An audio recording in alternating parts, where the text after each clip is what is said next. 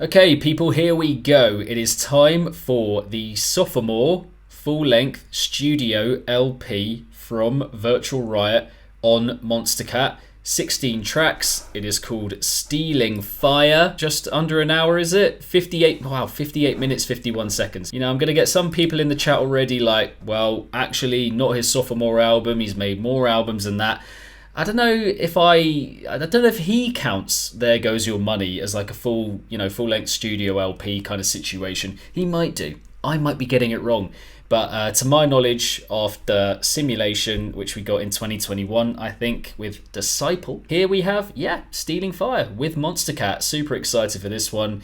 It's, a good amount of time since Simulation that he's been working on this LP. And from what I've gathered, from what he said about it, he's put a lot of blood, sweat and tears into it. I think we should just kick on with hearing this LP, shall we? Stealing Fire, and the opener is called Embark. Can we get some hello YouTubes in the chat for all the people watching the chopped up version?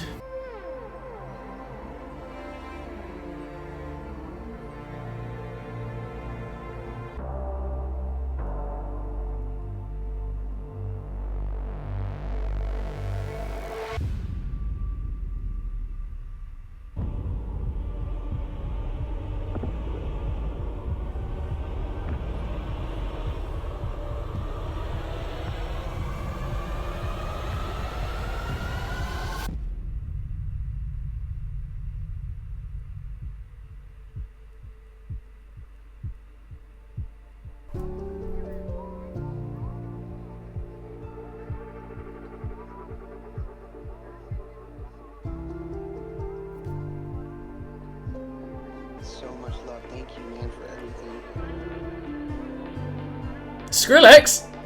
That little Sunny there? Having a good time. Let's go.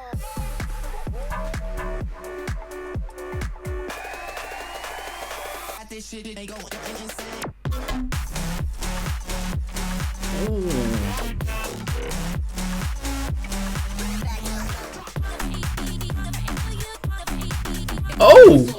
Oh, okay, okay.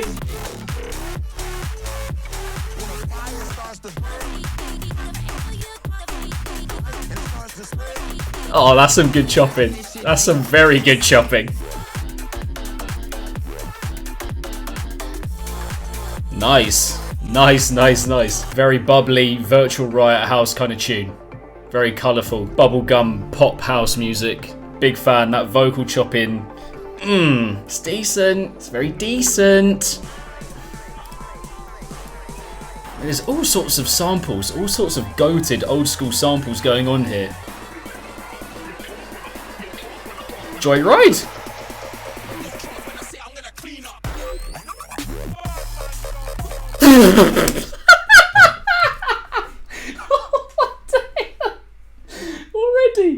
Already. You know when people are saying to you like, actually, no, this is sick. A lot of this album is sick, and you're like, you know what? I'll believe it when I hear it, kind of thing, mate. It's a rewind on the second tune. Oh my days, the title track. Didn't even mention what the song was called. I was getting too fucking caught up in it.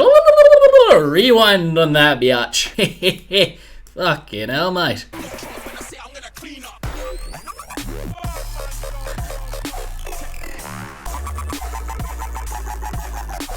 Oh my days.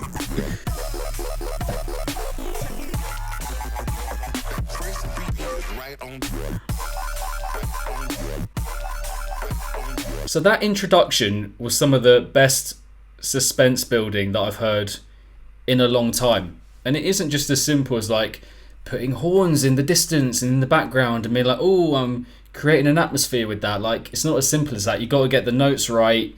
You've got to have it paced out long enough. I think a lot of these kinds of producers in bass music, dubstep in particular, they make an album that's fantastic. And they have an introduction to the album. That's fantastic. But it's only like a minute long or a minute and a half long. And that's not really long enough, I don't think, to really build an atmosphere and really get you thinking about what you're going to hear for the rest of the LP. Do you know what I mean? This one's 2 minutes 41. And the way that he paces out all those notes and selects them perfectly, the vocal samples that come with it, the Skrillex little bit at the end is amazing. The second track it's just a lot of fun in completely different ways as it goes on. You've got that bubblegum poppy kind of house. The vocal chopping is sensational. Loads of colour, loads of rubbery kind of bounce and waviness about it. Production's great, just super like clean and articulated. And the second drop, I mean, you saw what the second drop did for me. You saw what it did to me, not for me. There are a couple of moments maybe where it was a little bit, you know, the placement of notes wasn't quite as fluid as what we were getting elsewhere. In the drop, it felt just a little bit stuck. It's like a little bit like too much being shoved into one space, but for the most part, the impact of that heaviness, the sounds being used, absolutely sensational. Need Get is track number 3. Biggs in the chat. Biggs in the chat, please. Biggs in the chat.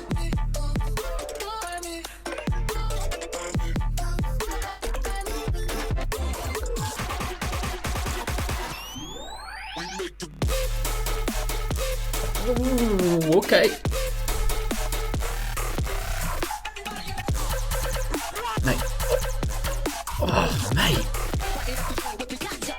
Mate, modern dubstep, bro step, high-paced, colourful, energetic, modern dubstep is fucking back, baby.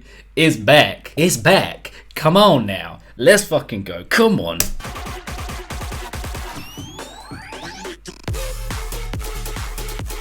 Ooh.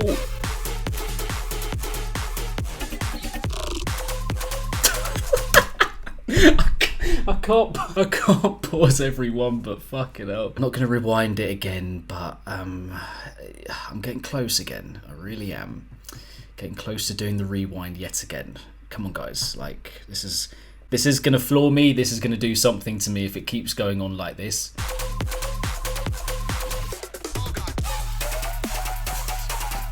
Come on with the fucking breakdown, you absolute devil. Yeah, this is one of those ones where I'm like, bruh, modern dubstep is back in a big way. And this could be the project that tips it over the edge. There's a lot of animation about that heaviness. Love the speed up for the second drop, going back into it as that second drop progresses with the breakdown, sensational stuff. And there was a good amount of that on Simulation, but I get the feeling that it's going to play quite a big role on this one. I could be wrong. Next up is Dino Killer. Scientists across the planet believe that the last of these creatures roamed to the Earth millions of years ago. He's actually taken to Twitter already to say that this is not an Excision diss track. Not. I just want to make that clear. It's not a diss track.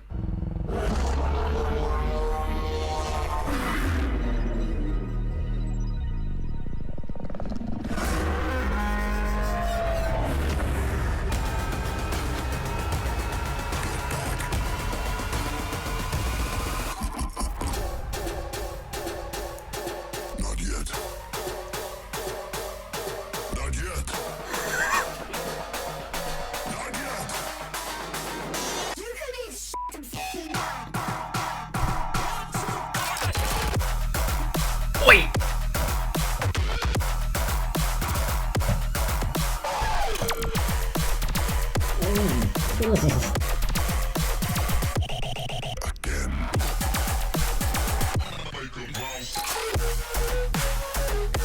Can I just say something quickly? The range of sampling on this LP so far is outrageous. What he might be saying, if there's any kind of symbolism with that, is this meant to be like a collection of tracks that are paying some kind of homage to where modern bass music has come up to this point? And mate, this track is 5 minutes and 11 seconds long, by the way.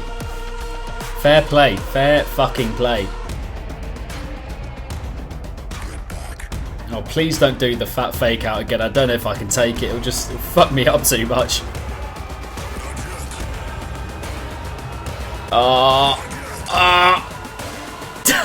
He's so good.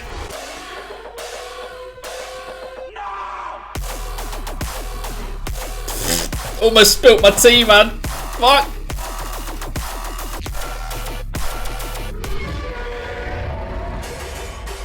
Oh, bro. Really?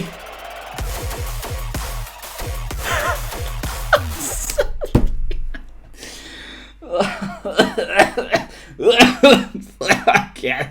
Oh, shit. Oh.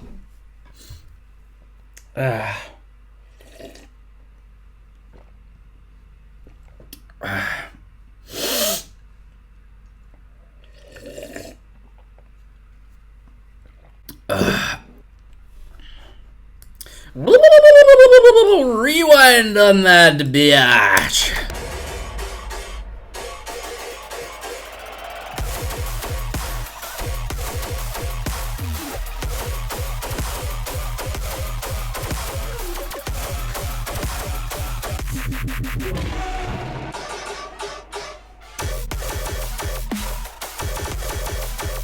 Oh, hello snare change. I mean, I talk a lot about stomp stomp dubstep, but you can always do it well when you can do it with that kind of cleanliness and that kind of thwack, that kind of grunge beneath it, with a load of animation with the sound usage, and it's all spaced out really well. It is not going to be one of his most creative tracks ever, conceptually, as in the mini ideas within each drop, but the thing in itself of like putting his spin on this whole slowing down, tear out kind of approach is mad. It is mad. This guy can do anything. He can do any kind of bass music, really. Doesn't quite have like the Virtual Riot colour that you would or might associate with his sound, but that is like the different part of his dubstep approach, right? Like one is just like a bit stompy, a bit grisly, gruesome. And that's exactly what we get there. Picking it up where it's getting a little bit too slow at points, like that final drop that floored me. You're like, where's it going to go from here? Is it going to get even slower? And he just dun dun dun dun dun dun dun dun dun dun dun dun. It's a couple of rewinds and 3 pauses so far. So you know, I'm not just going to keep doing it to appease that number or those numbers, but like I do it when it feels right, when I feel like I have to do it, because I literally can't keep up with the goodness of it. Anyway, next up we have Star Destroyer.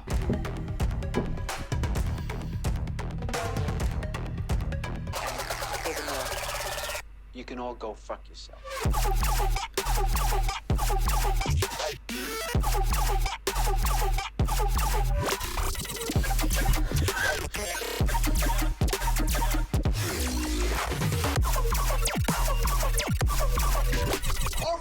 Oh! Oh!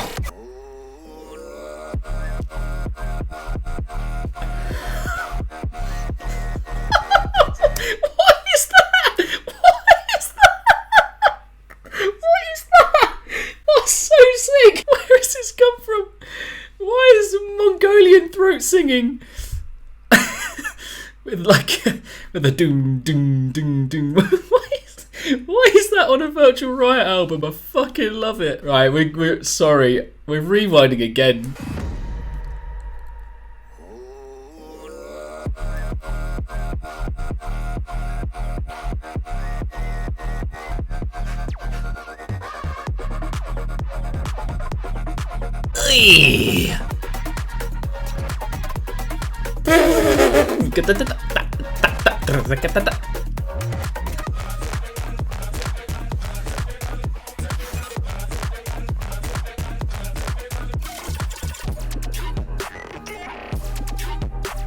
I mean, that was absolutely, you know, the most fun track so far. That is one of the most unique tracks in the Virtual Riot discography so far. Absolutely. Man's just going to throw in some throat singing, just going to put a pounding, you know, staggered kick layout underneath it. Just going to have it pick up with a really cheeky, you know, house format as well, with some other like cascading, hovering at the top vocal samples to go with that. Why not?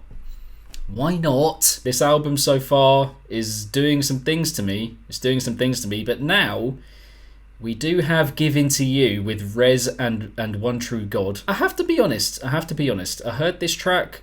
I was a little bit like, don't know quite what's going on here. Wasn't like completely for me. We're now hearing it in the album context. I'm hearing it for the second time. I could like it more. I could like it more in this context, just hearing it here. But here we go.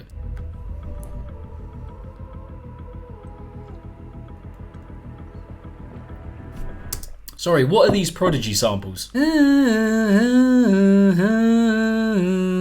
all sorts of samples in this.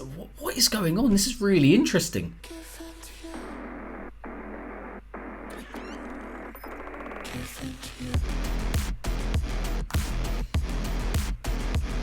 Yeah, I just don't think it has like the smack that it's trying to go for, you know?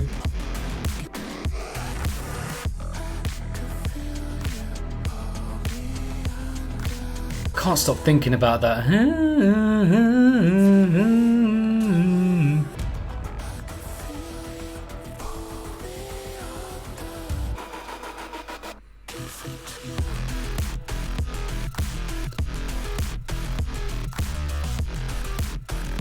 Yeah, you know, the energy of the idea is there, but the execution, the production of the idea just doesn't quite have that snap, doesn't have quite that body about it that the other ones before it have had. And I think with that kind of lumbering feel, it doesn't quite have that weight that you want it to, you know, given who's involved here on the production front. I still wouldn't call it a low point. It's not a low point per se.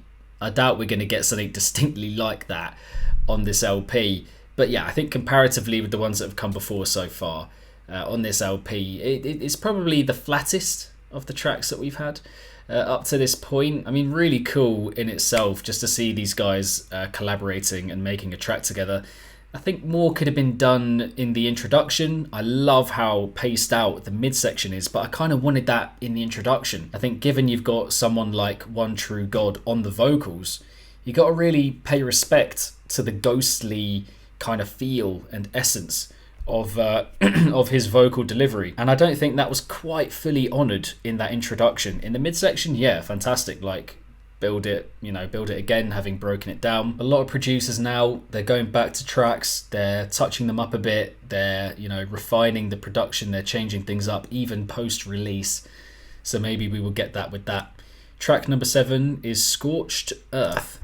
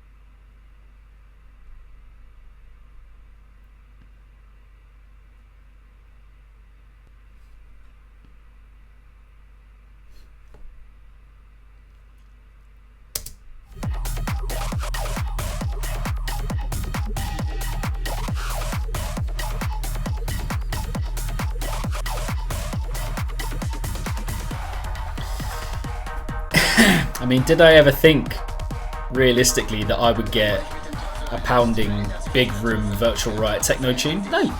No, I didn't. Am I happy it exists? Immeasurably. Oof.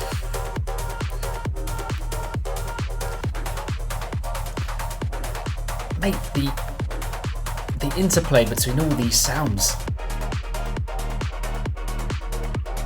It's still got well over a minute and a half to go here. So this is the Warlords sample that people have been talking about.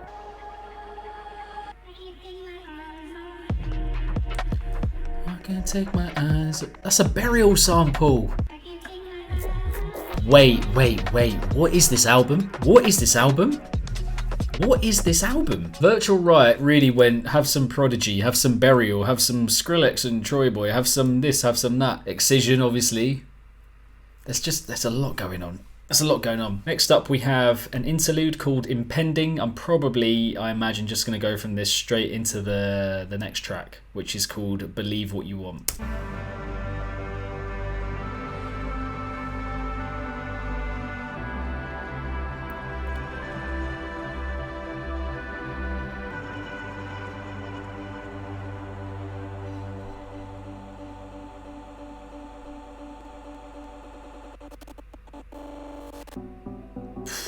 That was 53 seconds and it was stunning. He's literally stealing the fire and he's refashioning it. I'm a fan. I'm a fan.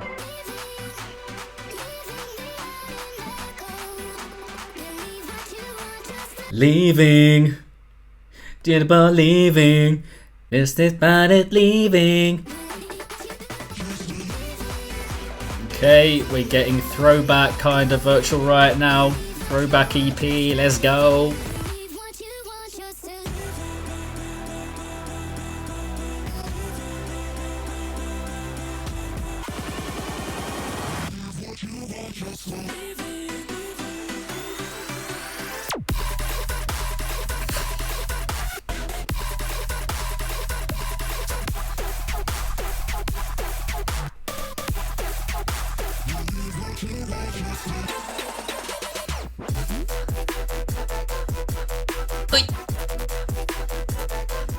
Oi, oi.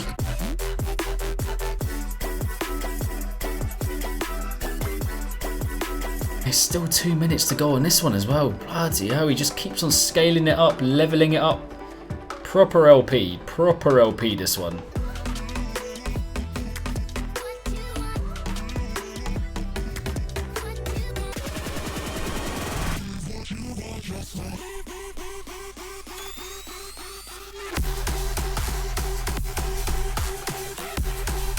Oh, it's a stomper. A stomper with a lot of dynamism to it, to be fair. Oof. Wow. It's another very animated Virtual Riot cut. I don't think with that one, for me personally, it's any of my favourite drop ideas on the album that we've listened to so far, what we've got through so far. I think the point of that one more so is just centering the tune around that Leaving sample, just making it very apparent that it is the same one that Skrillex used on Leaving, on the Leaving EP. I think the good for me that comes with it, heaviness wise, is the constant jumping from idea to idea, keeping you engaged in that way. I think that's good. But the individual ideas, for me, not some of my favourites on the LP, as I was saying, that we have heard up to this point. Next up, we have track number 10. We're drawing towards like 2/3 of the way through, pretty much. New Energy.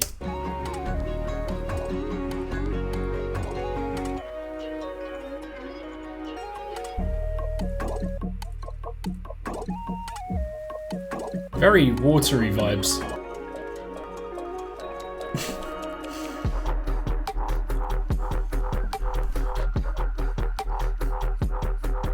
Oi. Oi. Yep. Okay. Bring the hobbits to me. Do. They're over there.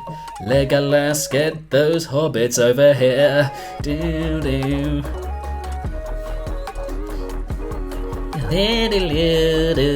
Very nice and lovely little tune that. I'm a fan. It needed something a little bit, you know, bring it back down to earth vibes, you know. All this energy, all this in your faceness, it's good, but I want to contextualize these tracks, you know. And now we've got, what, 6 more to go, and that just felt like the right moment to do that. So all for that tune. Arrangement, beautiful. Nyon, impeccable. And the colour of it, the sweetness of it, the fragility of it.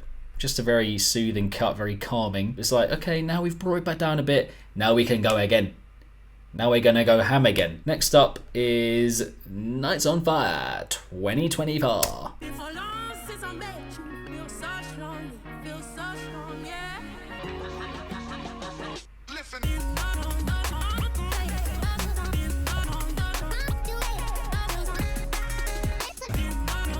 Listen! Yeah, okay. You've heard Quest for Fire. We get it.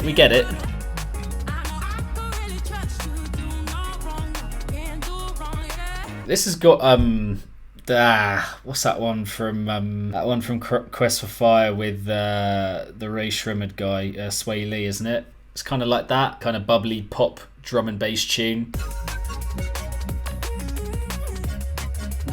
Too bizarre.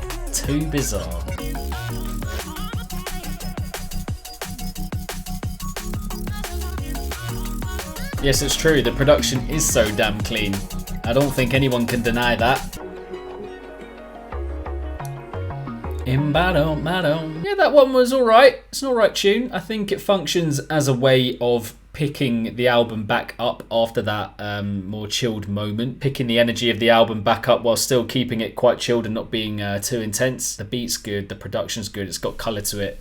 And it's like quite laid back still, even with the pace of it. But like as an idea, you're just like, yeah, it's alright, it's fine. I can see more so that it's playing a part in the LP and it's like functional more than it's like a top track or is ever going to be one of his top tracks in his discography. Track number 12 is called Ridiculous.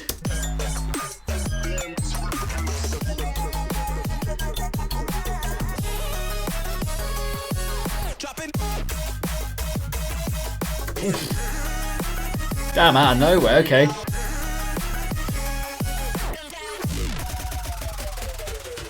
The way that track just kind of burst into life fully out of nowhere was pretty mad. Just unleashed a whole new kind of ravenousness about it. The initial drop, I was like, it's alright, it's alright, it's not bad.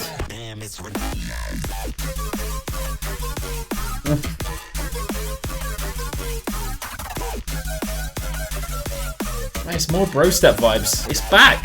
It's fully back, you know. Well, not fully, but definitely getting there.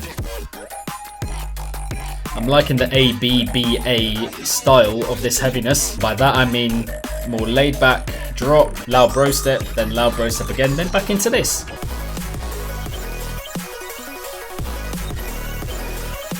Yeah, again, it's a decent tune. I don't think, for me personally, I don't think we've had like a big banger, like a one that's like completely either like really taken you by surprise, like for the concept in itself, like the genre, if you know what I mean, or one where like the idea is like completely mad for me. And like we haven't had one of those in a little bit, I think. Pretty stacked in that first half, which is making me think that that's another comparison to kind of draw with Quest for Fire, in that, you know, if you've seen my coverage or seen my reviews of Quest for Fire, sorry, you'll know that I definitely think like the first 6 tracks is potentially like the best opening to a bass album of all time. But then the way that it goes after that is like, it kind of pegs it back a bit in terms of like being an all-timer, if you know what I mean. This is kind of running in a similar fashion. Like that first 6 tracks, I almost couldn't believe it. Well, 6-7 tracks.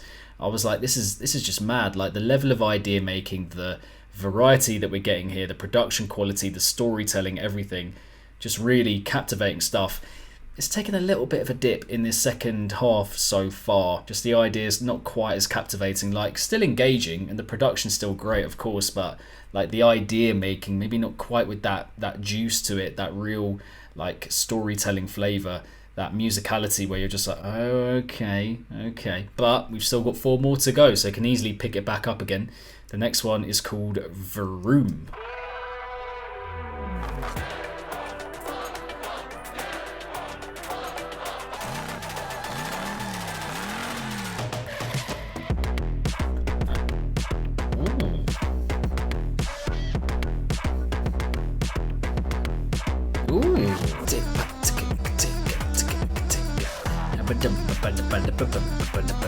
Nice bit of groove to this, quite menacing tone kind of lying underneath, pushing it along. I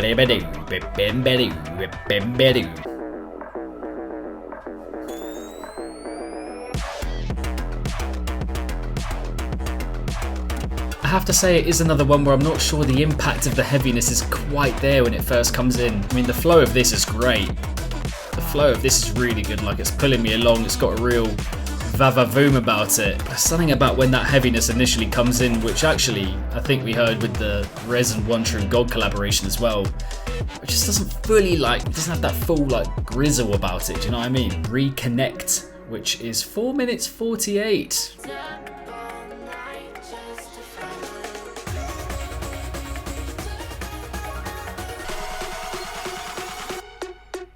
Killer.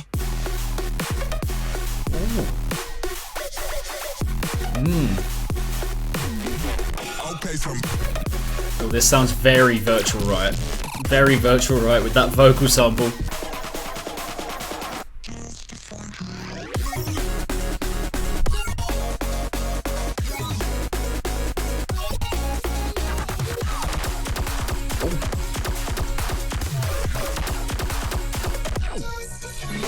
Just about over halfway with this one as well, so where's it going to go? How's it going to develop? What is going to happen?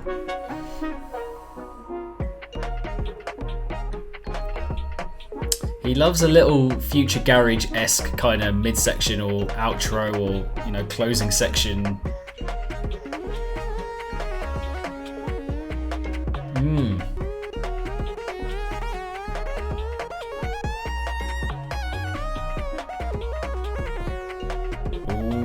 okay. Is it fading out?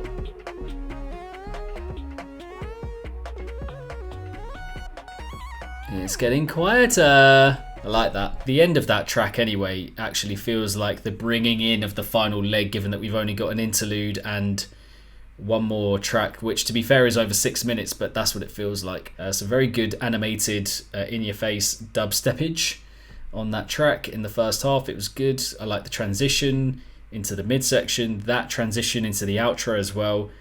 Just a really nice way of toning it down and showing you different moods that the track had to offer. Again, just feeling like old Virtual Riot, which is good. You know, there'll be a lot of people who are crying out for that version of his aesthetic and his approach. So to bring it back in at this point in 2024 is just really cool. Track number 15, Black Sands Interlude, just over 2 minutes. Let's go.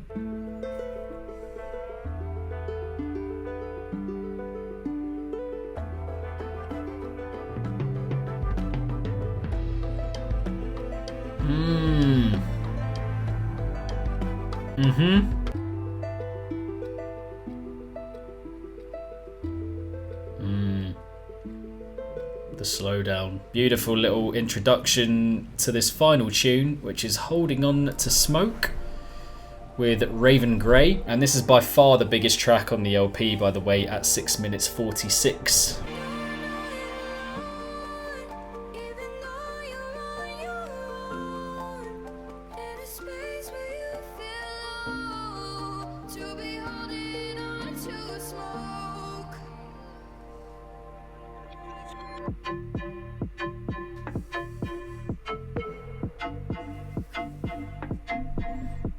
Those sounds are quite flumey, actually. It's true.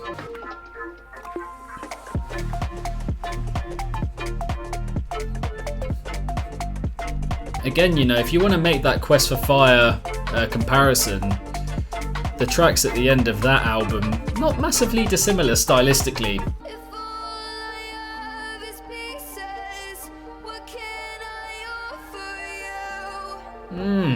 Some of the notes being hit here. Whew.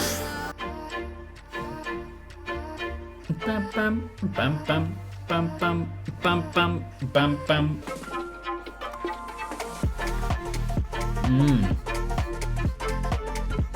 Also really got, you know, a Fred again kind of vibe to it, actually, in honesty. Definitely got hints of that. Really nice to hear Virtual Riot making a more, you know, paced out song like this that is long. It's a long track, and also just it isn't like too in your face with the ideas. Like, isn't trying to impress too much. Do you know what I mean? This is just drawn out, taking its time, pacing itself out. It's a very nice way to end an album.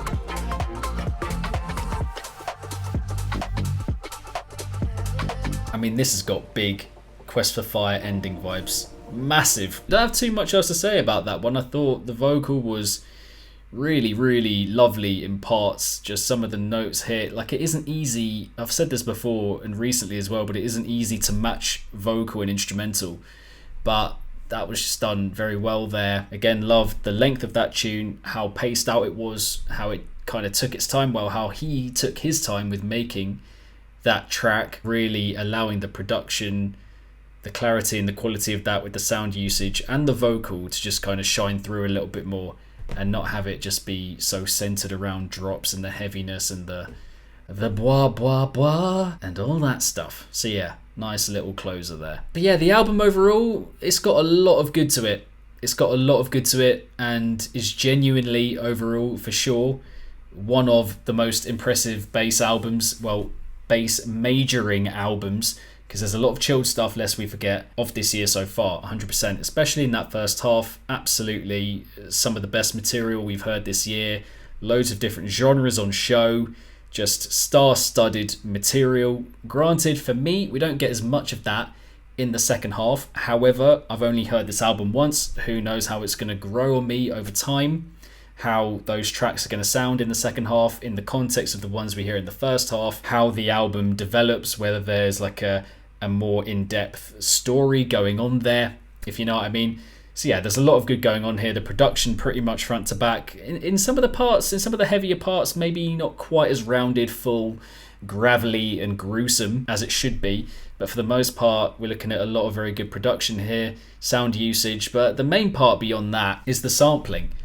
And just the whole concept of this LP, stealing fire, you know, stealing or at least borrowing or asking for other people's samples, other people's cool ideas that he can refashion in his own way. And some people might have a problem with that. There are people who say, I mean, yeah, you're literally just taking other people's work and just doing something with it. But it's not as if he's using whole ideas or whole drops or whole introductions or anything. He's taking the really cool bits that he likes and then just making cool ideas of his own with that. And the amount of Easter eggs and just little bits that are dropped in across this LP is amazing, really cool. A lot of homages to different bass legends from the past, 10, 15, 20 years even.